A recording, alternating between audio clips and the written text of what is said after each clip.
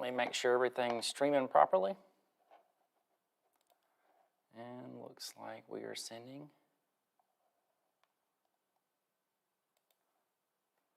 Happy Friday, everyone, from what it seems to be across the globe. And this is another edition of Q&A with normally John Talley, but he is currently out having fun right this second, so I'm filling in for his shoes. My name is Garrett, and I will be here to answer questions for you today. And while we're waiting for the chat to build up, I'm going to go across a few from last week that John didn't get a chance to get to, unfortunately. We'll start with Justice Garrett. He says, hey, I have a 1993 Blaster. It runs good, but something's wrong with the clutch. Whenever you put it into gear, it jumps and shuts off unless you rev it up to take off. Well, my first guess would be that the clutch is adjusted improperly. Maybe it's either stretched out or you could have some bad springs in there as well. Those Blasters sure are fun units, but my first guess would be to try to adjust your clutch on the lever at the bars, and if you can't get it out then, chances are you'll want to adjust what they call the course adjustment, which is down on the crankcase. You're just going to want to figure out adjusting your cable, because that's more than likely what your issue is. And if that doesn't fix it, like I said, you have something going on in the basket. A little deeper dive will help you with that one. The next question is from Troy. It says, got a 99 TRX 450 that when I'm trying to adjust the fuel screw, I can close the screw completely and the bike doesn't even drop in RPM, it seems. What would cause the RPMs to not change at all? Well, Troy, just off the top of my head, usually an improper idle jet will cause that, or it could be completely stopped up. So either, I don't know if you got the unit secondhand from somebody, if it had an exhaust system on it and you took it off, or just about any time you change anything on them smaller engines, it's a good idea to go in and rejet the carburetor. And it could be still running a jet from a different setup. So your first bet would be to clean the carburetor to start with. And if you're still having the issue, you want to go up a size in jet or go down a size of jet, depending on when if it won't lower if the RPMs just keep raising, usually that means it's too big of a jet or too small of a jet. And if it drops down too low, you need to put a smaller jet in there. So that would be my first start, though, is to go ahead and clean it, because like I said, that pilot jet may be a little clogged up. And let's see. Next question is from Duck Rider. It says, I have a 2001 ZX with 25,000 miles. Whenever I pull the clutch in fully with it in first gear and give it a good rev, the bike always moves forward just a little bit. What could that be? Well, that's kind of pretty similar to the first question. My guess would be to adjust the clutch. And with it depends on how much it takes off. If it kind of like pulls off on you and slides your feet on the ground, then you got a pretty good bit of adjustment you need to make. But if it just slowly eases forward, usually just a couple twists on the lever will take care of that. Let's see. And another question from Yasmin says, my 2018 Grom comes out of gear after shifting. Why? Well, that could be a number of things. The first thing I would go for is possibly the clutch forks.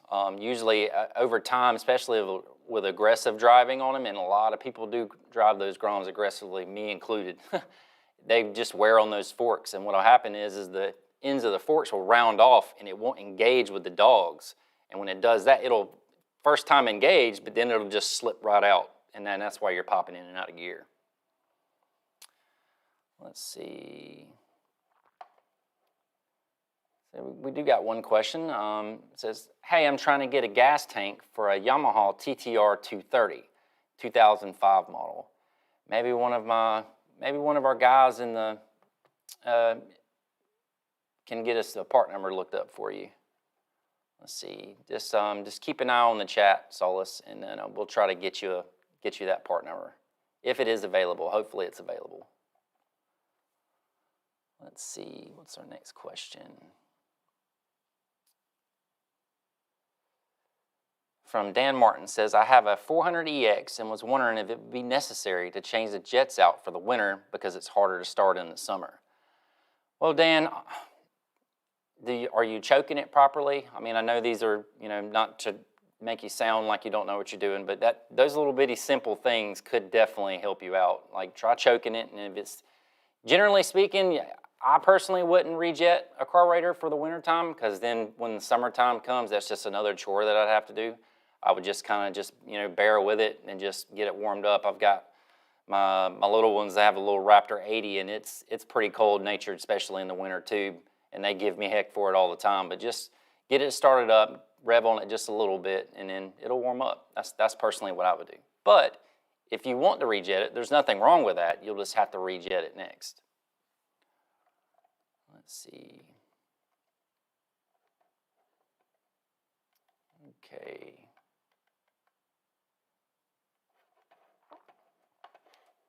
Let's see, we got another question from Lan Bailey. It says, what's the best oil you would recommend for an older 400EX?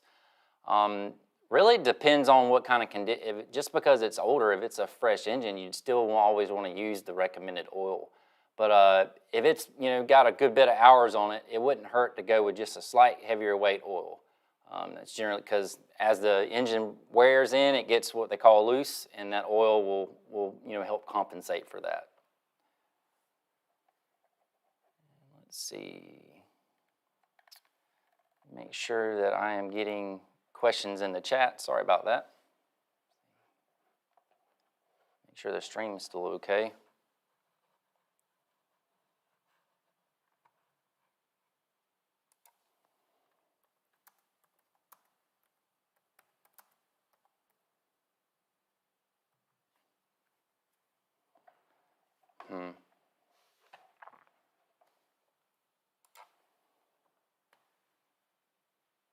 Let's see, I think I seem to be having some connection issues on YouTube side.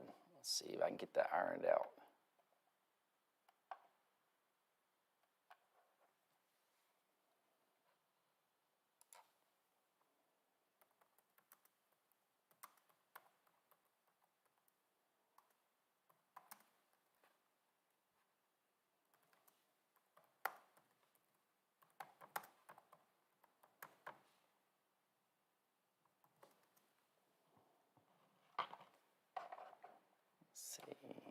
Okay.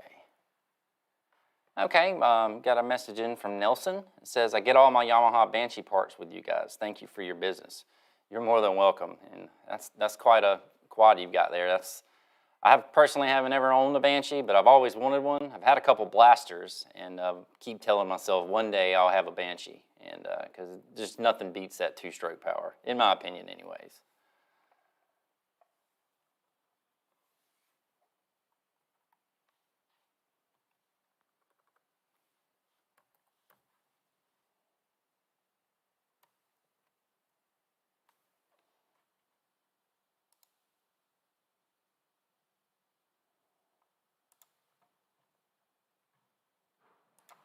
Let's see.